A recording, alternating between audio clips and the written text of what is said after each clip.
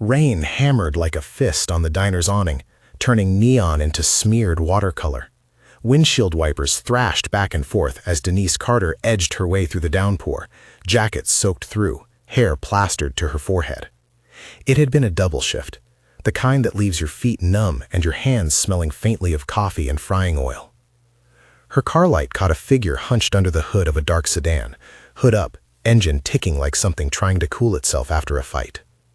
She shouldn't have stopped.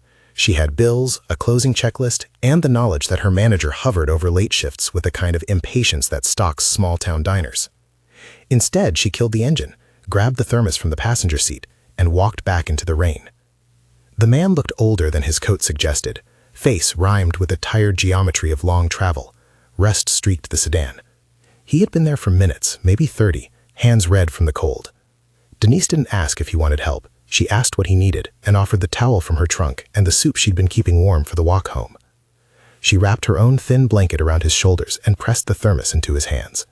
He ate standing in the wash of streetlight, steam folding into the dark like a small private cloud.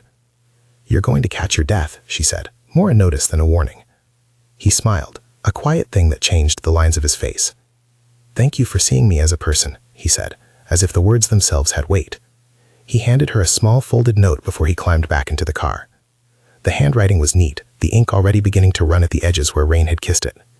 "If there's ever a time you need someone to look after this place, let me know." He started the engine, and the sedan sighed into the night.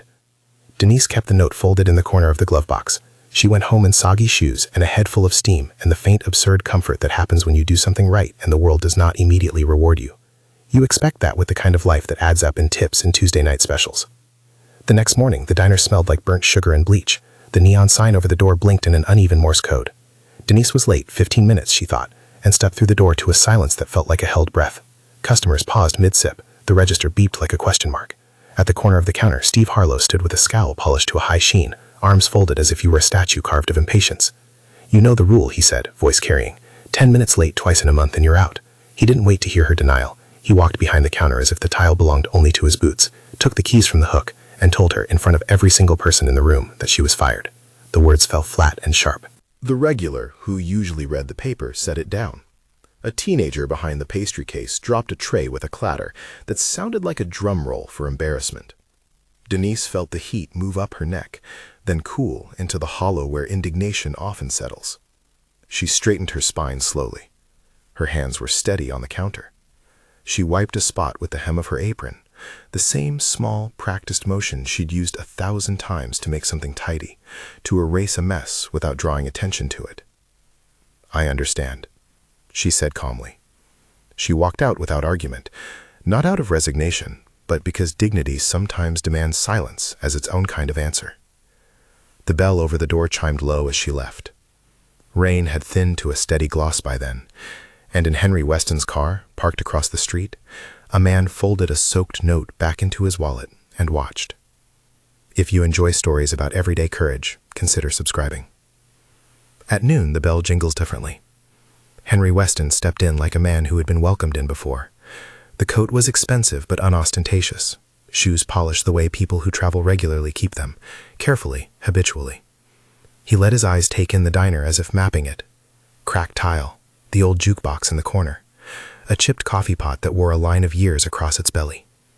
His gaze settled on the empty space at the counter, and then on Steve, who seemed suddenly smaller under that look. "I am Henry Weston," he announced. It was not a proclamation. It was a fact, one that sat in the room and made the air a little thicker. He spoke softly to Steve, and the manager's face moved through confusion towards something like calculation. "You fired her?" he asked. Steve's mouth curled into a show of managerial righteousness. "We have rules, sir." Henry folded a sheet of paper from his pocket, the note Denise had given. He did not make a scene with it. He placed it on the counter where Denise would eventually see it, and said very plainly, "She stays. Reinstated. Effective immediately." He handed Steve a folder. Terms, expectations, perhaps the kind of thing Steve thrived on, and told him the diner would be run differently now. He nodded at the staff the way a conductor might nod at an orchestra, small, steady, authoritative, and then stepped aside. There was a hush that was not applause, not yet. A woman at a corner booth clapped once, the sound small but true. Denise, standing in the doorway, was reins still in the hem of her jacket, seemed to fold into herself with disbelief. When she realized Henry had meant her, when she heard her name said with a kind of certainty that makes practical things possible, employment, pay, a chance to close a day without fear, her cheeks warmed with that quiet tide of astonished relief. Henry watched, not like a man seeking admiration, but like someone seeing a choice play out the way it ought to. He offered Denise a job not out of spectacle, but because he had been seen in the rain and she had done something ordinary and clear. He called her back to work with a voice that treated integrity like currency. The diner's air changed in subtle increments after that. Staff's smiles sharpened, coffee was poured with renewed attention. Booths filled as word trickled through the block. Customers returned with a tuned-down awareness of people who feel safer in someplace familiar. Denise got to work the way someone who had been given breathing room takes to it. Careful, practical, grateful. She organized the morning prep with a rhythm that set the tempo for others. Orders flowed more crisply. She took time to teach a new hire how to fold a napkin so it could be tucked neatly under a saucer. Her leadership wasn't loud. It was steady, like the steady hand a mechanic puts to a wrench. The diner started to hum again. Henry's visits were steady but not intrusive. He'd sit in the back booth, drink coffee black, and watch the movement of the place like someone who knew the difference between a business and a neighborhood. His investments were practical: a fresh coat of paint, a new register that didn't jam, better hours for the cook so she wouldn't have to pick up shifts on her off days. He liked to let the community do their own work. He simply made the structure possible. Not everyone liked that shift. Steve's resentment grew in thin, quiet ways. He began to count tips with an attention that strained into scrutiny. He muttered in the pantry about favoritism and outside money, in the tone someone uses when they teach themselves to be angry. He started closing later than necessary, coming in earlier without cause. Little mistakes found their way into the daily totals. A 20 from a time disappeared. A cash count looked off by a few dollars. Each small discrepancy was filed away in Steve's mind like a stone for later use. Denise noticed the vanishing sums first, the way people notice a low hum from the refrigerator, at the edge of a long day. She checked the logs, compared slips, asked the cashiers questions that were practical and patient. Staff looked at her with the kind of trust earned by consistency. She didn't ask for confrontation, she asked for clarity. Steve would explain away a shortage with a shrug that suggested someone else's carelessness. It made her uneasy in a way that settled like a stone in a pocket. She mentioned it to Henry during one of his afternoons in the back booth. "Something's off," she told him. "I can't match the numbers." Henry did not move fast in the way of panicked men. He moved with the kind of deliberation that comes from resources and restraint. He suggested a discreet way to find out, a private investigator and a couple of cameras tucked away where they wouldn't be obvious, cameras that would record the workroom and the till area, the places where the math sometimes meant mischief. He wanted proof, not rumor. "If there's something to be found," he said gently, "we'll find it properly." Installation was quieter than a conversation. The PI was polite, efficient, a woman who wore her competence lightly. The cameras were a few small black lenses tucked under cornices, behind a potted fern, inconspicuous as a fly on the wall. The investigator walked through chain of custody details with Henry and Denise, mentioned secure storage for footage, the kind of procedural language that made Denise feel both reassured and oddly like they were moving into a new, unaccustomed chapter. For days, nothing obvious emerged. The diner continued to fill, the friars sang, the cook told a joke that made even Steve's corners twitch with the hint of a smile. Steve kept up the act with a practiced intensity. Then, on a Tuesday after the lunch rush, the laptop was placed on the counter by the investigator with the seriousness of someone setting a small, decisive bomb on a table. The room watched the screen like a congregation waiting for a reading. The footage was simple and mundane at first. Steam curling off a pan, hands moving quickly over plates, a customer slapping down a 20. The camera caught a long stretch of time in plain, unembellished frames. At minute 33, Steve appeared, his mouth set. He palmed a stack of bills, his gestures a little too casual. A tilt of his head, a motion practiced enough to be invisible to anyone not looking for it. He slipped a note into his pocket, one of the cash slips, and when he thought no one was watching, he pocketed an extra $10 bill, then scribbled a replacement receipt. Later, he was recorded moving the cash drawer in a way that made it impossible to say it had been an honest mistake. The footage ended, and the diner sank in a silence that had weight. No one shouted, no one threw plates. The officer who had been called because proper legal procedure was being observed, watched the playback with a face that was careful and not surprised. The investigator handed over an envelope, labeled, logged, a record of every time the file had been accessed. "This is how we make sure it holds in court," she said. There was a clarity in the officer's nod. The footage plus the documented chain of custody was enough to make the next step procedural. When they approached Steve, he was behind the counter, fingers at the edge of the register, eyes darting like someone trying to find an exit that wasn't there. The officer explained quietly that he was under investigation and that he would be asked to come down to the station to answer questions. Steve's protest was sharp at first, then paper-thin. There was confusion, then a kind of small, craven fear. The officer's hand was flat and calm when it rested on Steve's shoulder as he escorted him toward the door. The diner watched as the man who had wielded authority like a cudgel walked out without the trappings. No shouting, no show trials, just consequences rendered in the sober language of evidence. Denise did not dance about while this happened. She didn't cheer, although the relief in the room was a collective exhalation. She remained practical. There were things to do, files to rearrange, staffing to set, a meeting to call with employees to go over new procedures. Henry stayed in the background the way a true investor should, there to ensure structure, not to claim the spotlight. In the weeks that followed, Rainy Day Diner shed the skin of a place where rules had been favored by one man and replaced it with something steadier. The sign over the door was the same neon it had always been, but it glowed as if with new purpose. Denise was offered partnership, first a small managerial share, later something more legally binding, because she had proved the metrics weren't the only thing worth measuring. She'd brought back order, yes, but she'd also brought calm, kindness, an ethic of care that changed how staff treated each other and how customers returned. This wasn't instant wealth or miraculous transformation.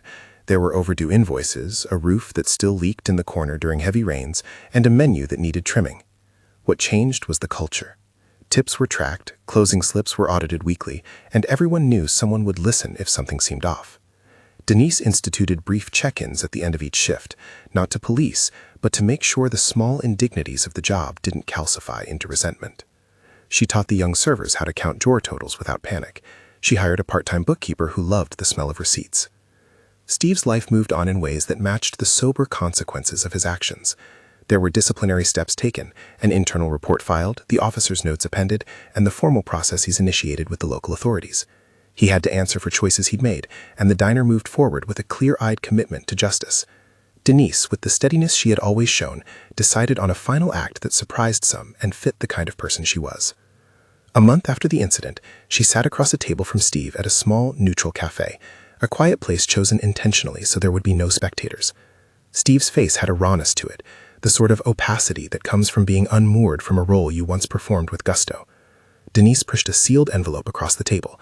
Inside was a check, an amount not meant to undo legal consequences or to be a bribe, but a contribution to a local job training program she had asked the diner to sponsor. The note she enclosed read in her careful handwriting, "Second chances are for those who take them. Use this to help someone else find their way back." Steve's first reaction was anger, then suspicion. Why help him? Why not watch him fall? Denise didn't lecture. She explained briefly that grace was not a contradiction to accountability. It was a different thing entirely. "I want things to be better here, for all of us," she said. "This is part of it." He looked at the envelope, then at her, then down at his hands. There was a shift like a brittle leaf finally letting go of a branch. The donation did not absolve him of what he'd done. There were still legal steps, still an investigation's record, but the gesture reframed the ending. It was not a finale of vengeance. It was a starting point for repair. Some accepted it with skepticism. Some welcomed the possibility. Others, who had watched Denise through days of pressure and evenings of small, steady kindness, felt the gesture as a testament to the kind of leader she had become. Rain returned, of course. When it came, it no longer felt like an omen in that diner. It felt like weather, something to be noted, respected, and believed will pass. The new sign above the door read Rainy Day Diner, a deliberate nod to the night that had set so much in motion. The neon hummed against the morning as Denise arranged placemats with the same composed care she had when she first walked in as a young waitress. A morning rush came, bringing with it the ordinary miracles of community. The librarian who stopped for coffee and news, teenagers trading jokes over pancakes, a man with a dog who always sat in the same booth and tipped in the same generous way. Henry came by from time to time, usually after the lunch hour when the clatter softened. He'd sit in the same booth at the back and drink his coffee black. He never sought recognition for what he had done. When customers would ask who he was, he shrugged and said simply, "I just wanted a good place to get my coffee." He let the work he supported take credit. The true power of what he did lay not in the immediate change of Denise's employment, but in his choice to create a framework where fairness could be restored and sustained. Denise watched the day move through the windows, people with umbrellas passing under the diner's faintly blinking sign, the city peeling back its wet sheen. She had a new set of responsibilities and a new willingness to say yes when it mattered. She still kept the towel from the first rain tucked in her locker, a small talisman of a night when she chose a simple kindness that had, in time, come back around, not as charity, not as reward, but as consequence, a ripple that interacted with other ripples until something larger formed. There were days when she felt tired. There were nights when being fair and decisive meant making hard calls and listening to harder complaints. But on those mornings when the light washed the counter in a warm strip and the coffee spread a smell like comfort through the air, she felt something like belonging, the kind that arrives when your work matches your integrity. One late afternoon, an elderly woman came in and asked to speak with Denise. She had heard the story, she said, and wanted to leave a note of her own, an envelope with a few old recipes tucked inside, and a folded $20 for a young person in need. Denise took the envelope with a small, grateful smile. It fit into the texture of a place that had become steadier, due in part to small acts multiplied by more small acts. The towel in the rain, the thermos of soup, a private investigator's careful log, the officer's calm professionalism, a manager's removal, and a donation intended to help someone else stand. The diner sat under the neon sign like something that had learned to keep itself warm. People came for hash browns and conversation, for the kind of reliability a neighborhood dresses itself in. Denise moved through the room with a quiet authority that had been earned in the slow currency of patience and sustained by the clear decisions she'd made along the way. When the day wound down and the last coffee cup was wiped and stacked, she would often stand for a moment by the window and watch the street rents under the rain. She remembered the man under the hood, the warmth of his simple thanks, the neat handwriting of a note that suggested more than gratitude. It suggested recognition. He'd been a stranger that night. He had returned, not as a miraculous savior, but as someone with means and the decency to use them to correct an injustice. He had amplified what Denise herself had begun. Together, they had turned a small act into a structure that sustained many acts. The final scene finds the diner in the slow, golden hour between afternoon and evening. Booths are populated. The jukebox hums a familiar tune. The chrome on the counter touches the light like the edge of a well-kept story. Denise stands behind the counter, pouring coffee with the same careful hands that had once wrapped a blanket around a stranger. She looks up as rain begins again, and for a moment the neon glows bright. Rainy Day Diner. It is no longer just a sign. It is a promise kept by a community, that dignity matters, that evidence can restore truth, that grace and accountability can coexist. If this story restored your faith in people, like or share and follow for more.